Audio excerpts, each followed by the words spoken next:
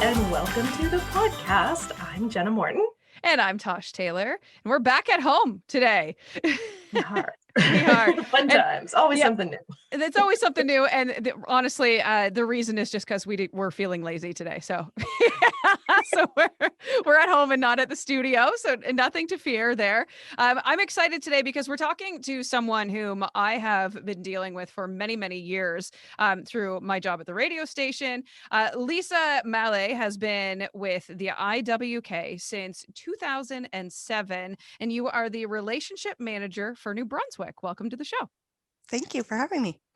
So we're excited to talk to you today because over the past year, things obviously have changed significantly. We used to, many, many years ago, do a really cool radiothon for the IWK that was so much fun. And kind of the fundraising obviously has pivoted, and we wanted to talk to you about how that has changed. But first, I think it's important to talk about the IWK and what the IWK means to New Brunswick families. Yes, well, the IWK is a tertiary health center that serves the needs of patients from all over the Maritimes, including here in New Brunswick. It's the largest facility in Atlantic Canada, caring for patients from before they're born until the age of 21 years, and the only level 1 pediatric trauma center east of Quebec. So we're lucky to have such a facility right here at home in our provinces. And it's one of the only 2 health centers across Canada that cares for both women and children. So we do see New Brunswick women as well. And it's one of only 2 other freestanding children's hospital across Canada. The rest of the hospitals are within larger hospitals in their area. So we have, when we say tertiary center, we have the expertise services to care for families and patients who don't have those expertise in their community. So the IWK will be the next stop for them. That's really fascinating. I didn't realize that there were so few children-focused hospitals across Canada. I know there's a lot of places that specialize in different things, but I hadn't realized that there were so few that are just children-focused, which would be, it's so incredible. It really does change the atmosphere and the nature of what's happening when your facility can focus so well. Exactly. There is the services for children across Canada, but to have a freestanding hospital dedicated to children and women, that's one of 2 unique settings, and we have that here. Yeah. So your role as relationship manager, what does that mean for you? What do you do with the IWK?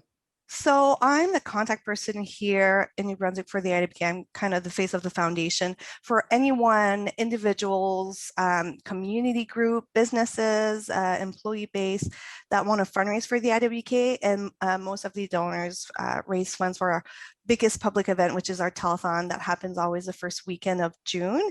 And so I'm there to support them. I also, work at trying to find new support for the foundation as well. And, we work with corporations as well, sponsorships, all that good stuff to raise important funds that help patients at the IWK. Excellent. Okay, so let's move on to that then. Let's talk about kind of how that has changed over the last year, first of all, because with us being at home, you've had to go about different ways of raising funds for the IWK. Yes. So my work is already, I work remotely for the foundations. I'm located right here outside of Moncton. I work from home. So I've already been doing that, but it certainly has changed, whereas the situation is the same for everyone. My colleagues currently are in Halifax, and they're all working from home for the next 2 weeks. Our office is closed officially today with what's happening over there. So it's always changing, always new challenges, and we have to adapt and be innovative. This last year has been unlike anything we've experienced before. Our world has changed, our history has changed, our community looks and feels different than it once did. But what hasn't changed is that, and will never change, is that our women and children need the IWK, and they need it to remain exceptional for them. So we still have to raise funds because, patients haven't stopped needing the IWK because of COVID. So we've been impacted for sure, especially that when the pandemic started mid-March, as I mentioned, our telethon is the first weekend of June, and that's when a lot of our fundraising donors, partners do their fundraising campaign. It's right before telethon, and it's public fundraising for the most part. So that couldn't happen. So there's been some impact for sure, and continues to have some. This year, we're seeing a little bit more fundraising taking place. We have our big partners, like Walmart, Costco. Costco's in campaign right now, asking donations at the cash. Thankfully, we still have these amazing partners continue their support regardless of COVID, that help us raise important funds that never have we been more grateful for. So, the virtual world of things has been a very important part of fundraising in the past year. And it's just finding new ways of doing things. So it's keeping us busy and always thinking outside the box. So yeah, it's been interesting and fun, and it's been heartwarming to see the continued support from the community for sure. Can you talk a little bit about what the telethon will look like in this strange new world? Is it still going to Yes. be different this year? It is going to be different. So we're really excited that we can have a telethon, because last year, unfortunately, our 36th telethon could not take place because we had to factor in the safety and well-being of everyone involved. We have our telethon in Halifax typically at the health center, the main event, and then we have remote locations across the Maritimes in Sydney, Charlottetown, and St. John during that same weekend. And so we have physical events and locations. So that couldn't happen last year, unfortunately. So, but this year we were excited that we were able to announce that we will be having a 37th IWK telethon, but it's going to be a one-day event instead of a full weekend, and from 10 a.m. to 6 p.m. on June 6th, and broadcast from the CTV studios in Halifax. So unfortunately, we're not able to have live check presentations as we would have because of COVID restrictions. We're not able to be at the studio that day. So everything's going to be pre-recorded, and we're in the midst of finalizing all our presentations. So we're going to do check presentation pictures, interviews, pre-recorded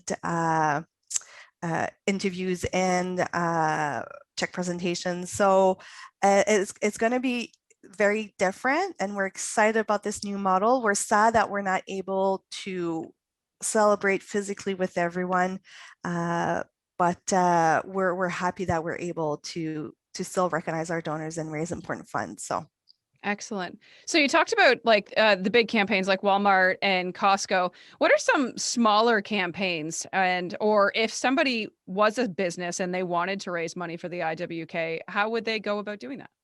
Oh, great question. So yes, we have all kinds of event sizes, fundraising event sizes. Like right now, our IHOP here in Moncton is doing a National Pancake Week fundraising for us. The IHOP is a new store here in Moncton. It's their very first campaign. IHOP has a national partnership with Children's Miracle Network, where all the IHOPs across the country are raising funds for their local children's hospitals. So we're excited to have the support of IHOP this year. So for them, if you go into IHOP this week and enjoy a delicious meal, you can make a $5 donation. They'll give you a free coupon for a free stack of pancakes to redeem at your next visit. And that's going on until May 2nd on Sunday. So we really appreciate that. And yeah, and if any businesses or individuals would like to do fundraising for the IWK, please reach out to us. We're there to support you. We'd love to know what you are wanting to do and how we can help you with your efforts. So you can look us up online at iwkfoundation.org, or call us at 1-800-595-2266, and they will liaise you with one of our teammates on the fundraising side. Awesome. Can you talk about some of the campaigns that have happened in the past? You've been in this role for more than a decade. You must have seen some really amazing things come through. Yes, there's been all kinds of fundraising activities, some really original ones. One of my most memorable ones was this lady who had called me to come to the event, and she explained that they had a cattle beef steer auction at their banquet, and I couldn't really grasp what that was. I I couldn't imagine. So sure enough, I came to the event, and there was this beautiful room with all these beautiful tables set up, and a rink at the far corner of the room with, beef cattle coming in and people auctioning for these beef cattle. That was amazing. And what they did is they had this cake before they started the beef auction, and they would raffle off the cake, and they had these real auctioneers that talk really fast, and it was like the energy was amazing, and they would raffle the cake, and then the group that bought it would give it back to have it auctioned again, and they would do this at least 10 times, and they raised like $10,000, I think, for the IWK, which was just amazing. So that was certainly a fun one to attend. And you see everything, from the traditional bake sale, yard sales, payroll deduction, raffles. There's so many head shaving competition with women shaving their heads for the IWK, which I think is the most generous thing ever. Yeah, there's so many stories. It's really special to see how people can come up with these amazing ideas. Yeah, I know we have seen a few over the years. One of the ones I always loved that you guys did was the Change Bandit campaign, which it had the water buckets at the end of the cash, or kids could collect their change within their school or whatever. Because there's always an IWK superstar, a great kid in New Brunswick who has used the services of the IWK, which I always loved hearing their stories, because I'm pretty sure you guys would have told us once upon a time, and maybe the numbers have changed since, but 1 in every 4 families in New Brunswick has used the IWK services or knows somebody that has used the IWK services. And that's, as a mom, that's pretty easy to know. I'm sure every one of us on this call right now knows someone who has used the IWK. So yeah, exactly. We have a saying that we've been saying since I've started, that everybody has a story about the IWK. It's yourself or somebody you know. And that's so very true. And sometimes you don't even know. I remember our radiothon stories, the parents sharing their stories and having people call them up or reach out or talk to them like, I didn't even know that you had gone to the IWK, right? So it's surprising. And I have a few stats from New Brunswick if you want me to share, just yes, to show please. the impact of the IWK has, especially in our province. So for the year 2019 to 2020, because 2021 will come up this summer, but patients from New Brunswick had 13,722 IWK outpatient clinic visits. They made 198 visits to the emergency department. There was approximately 636 inpatient stays. So 67 moms and newborns and 559 children and youth. And there was 535 same day surgery visits from New Brunswick. 35 babies were born at the IWK, and patients spent a total of 4,608 days at the IWK just from New Brunswick. So we see the numbers show how vital and important the IWK is to our population here, but it also shows us how donations are vital to be able to provide that specialized care, because without donations, we wouldn't have, those specialized pieces of equipment that our healthcare providers need so desperately to provide the care they do, the research that we have, and the new improved facilities that we're able to have, like our new NICU that we opened not too long ago, which has now 38 private patient rooms for families and babies to stay together, which we know research shows that in those conditions, babies do very much better, are able to leave the hospital sooner and less chances of having to come back to the hospital. So amazing things. And the NICU I talked about was 100% donor funded. So that's a lot of money, but that facility is one of a kind in North America when it opened, and that's right here in our maritime provinces. So pretty lucky to have such a facility, but again, donations are what makes that place so amazing. Now, Jenna, as a Yeah. she's a NICU family, right? So yeah, Oh, I can just imagine what a difference it would have been to have the boys in a room with you and not, because I've heard so many people explain NICUs as like, I mean, they're obviously a wonderful place, but they're chaotic, right? So to have your own yeah. room. Yeah, Oh, before they were these little spaces, I want to say they were 75 square feet of just divided by curtains with an incubator, a rocking chair, and that was it. And that was a huge floor of these spaces where now it's all private rooms. We even have twin and triplet rooms to make sure we have a space dedicated for these babies. And we just opened our new PICU, which now has 10 private rooms, and two of those rooms can be combined together to create a surgical emergency room. If surgeries need to be done right there and then, they can do it. And there's one room that's zero pressure or negative pressure, and one is positive pressure, for burnt victims or for patients with viral conditions. So amazing new and improved facility right there. And again, that one was 100% donor funded. It's absolutely amazing that these facilities exist here. And I know sometimes people in New Brunswick and outside of Halifax have a hard time wrapping their heads around why we can't have a children's hospital in each province. Because of course we'd all love to have one, but you need to have it used often enough that you have, the skill set there, the specialists that you need, and that you can have that kind of equipment.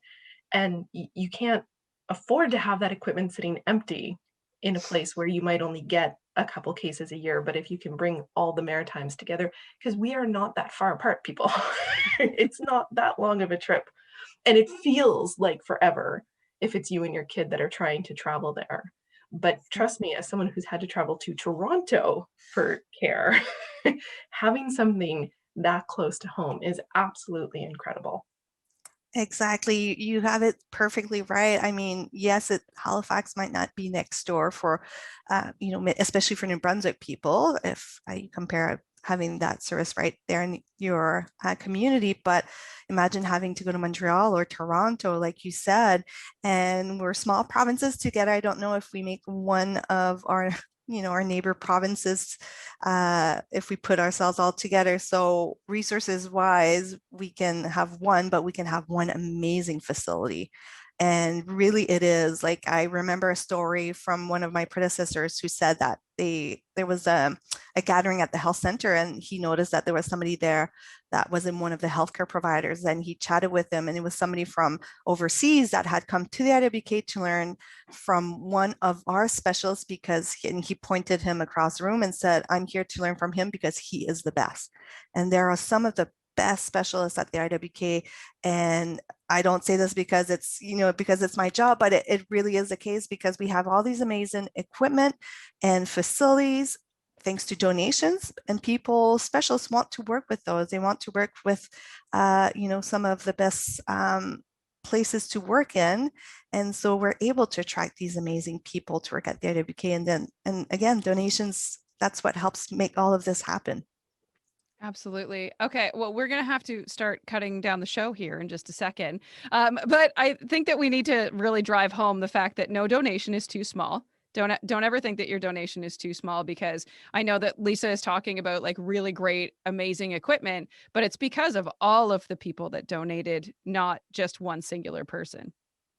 Exactly. Every dollar counts and makes a difference. There's different ways of giving. You can go online and donate right away, iwkfoundation.org. You can become a monthly donor, which we did a lot of pitching for during our IWK radiothons for a little less $15 a month, was provide us, the IWK, with consistent funding that we can depend on, so that when something is needed at the IWK urgently, we have the money to respond to that need. So, and then you can call 1-800-595-2266 and make a donation as well. And on our telethon on June 6th, we encourage people to listen and call in and make their donation, and we'll have some matching sponsors that will match your donations. So win-win, and we just hope that people can support any way they can.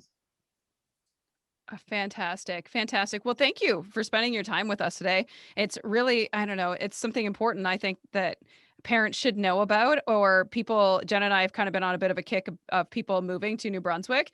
And if they're coming from those big cities, they're not realizing that we don't have the same services like sick kids or whatever, maybe west of that, because I have no idea outside of Ontario, but I know there's other ones. But it's good for people to know that they're here and they're accessible, and just because they're in Halifax doesn't mean we can't use them. Exactly, yes. We're all one out here in the Maritimes, right? Yeah. Thank you so much, Lisa. Oh, thank you.